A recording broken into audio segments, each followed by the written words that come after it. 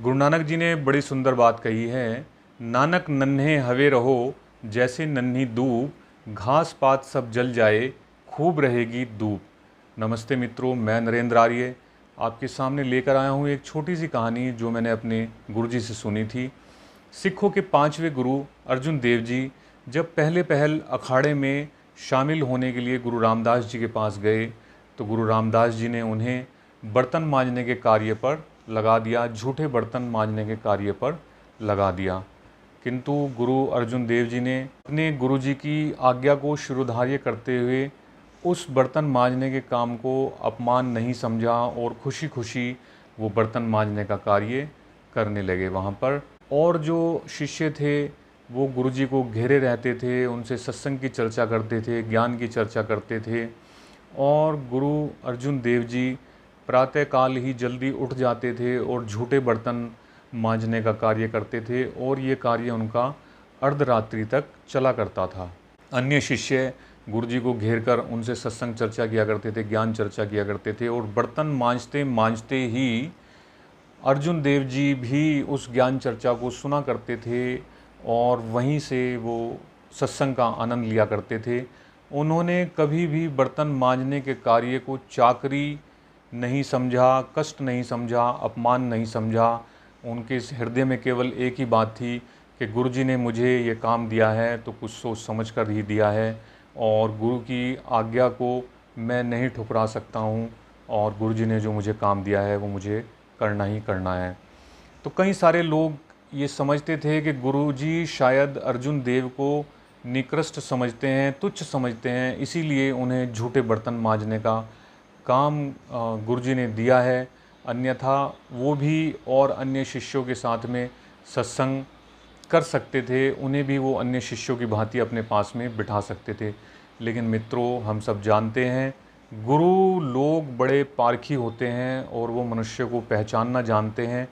और गुरुजी ये जानते थे कि सैकड़ों सत्संगियों और भजनानंदियों की अपेक्षा एक सेवा करने वाले मनुष्य कितना महान हो सकता है, उसका ये कार्य कितना बड़ा हो सकता है कि जो सेवा के कार्य को बिल्कुल भी तुच्छ नहीं समझ रहा है, अपमान नहीं समझ रहा है, कष्ट नहीं समझ रहा है, उस व्यक्ति में निश्चय ही कोई ना कोई गुण है।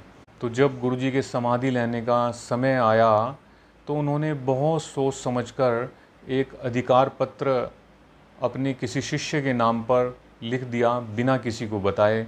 और उनकी मृत्यु के बाद जब उस अधिकार पत्र को खोलकर देखा गया तो लोगों को ये बड़ा आश्चर्य हुआ कि उसमें उसी बर्तन मांजने वाले शिष्य का नाम गुरु रामदास जी लिख कर गए थे। उसमें अर्जुन देव जी का नाम था कि मेरे बाद गद्दी के उत्तराधिकारी अर्जुन देव जी होंगे। और सिखों ने सहर्ष गुरु अर्जुन देव जी को अपना गुरु मान लिया। तो मित्रों देखिए, ये कहानी हमें कितनी बड़ी शिक्षा, ये घटना सत्य घटना है, कहानी तो इसको कहना गलत होगा, ये सत्य घटना है कि किस प्रकार अपने अहंकार भाव को तिरोहित करते हुए गुरु अर्जुन देव जी ने गुरु रामदास जी की आज्ञा का पालन किया और गुरु द्वारा उनके इसी एक गुण को कि गुरु की आज्ञा को उन्होंने ठुकराया नहीं, उसे अपमान नहीं समझा और उनकी शिरोधार्य आज्ञा को शिरोधार्य कर कर वो उसी कार्य में लग रहे हैं। तो कितना बड़ा उनको पद प्राप्त हुआ, गुरु का पद प्राप्त हुआ। जब तक ये संसार रहेगा तब तक वो सिखों के 5वें गुरु के रूप में जाने जाते रहेंगे। और गुरु नानक देव जी ने भी कहा है, लघुता से प्रभुता मिले, प्रभुता से प्रभु दूर, चींटी ले शक्कर चली, हाथी के सर धूर। तो चींटी एक बहुत छोटा सा जीव है जो शक्कर के कणों को अलग कर सकता है और हाथी बहुत अधिक बलवान होते हुए भी वो कार्य नहीं कर सकता। तो हमें कभी भी छोटे कार्यों को तुच्छ नहीं समझना चाहिए और कभी अपने ऊपर अहंकार भाव को हावी नहीं होने देना चाहिए। जो भी कार्य हमें मिलता है हमें उसे छोटा ना समझकर सहर्ष गुरु की आज्ञा का पालन करने में सदैव तत्पर रहना चाहिए। और कहा भी है किसी शायर ने बड़ा खूब कि झुकता तो वही है जिसमें जान होती है और अकड़ना तो मुर्दे की पहचान होती है।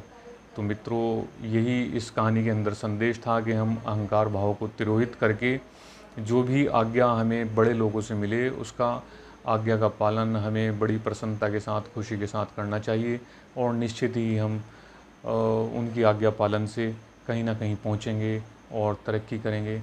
इन्हीं शब्दों के साथ अपनी वाणी को विराम देता हूँ। इति ओम शम। जय हिंद, जय भारत।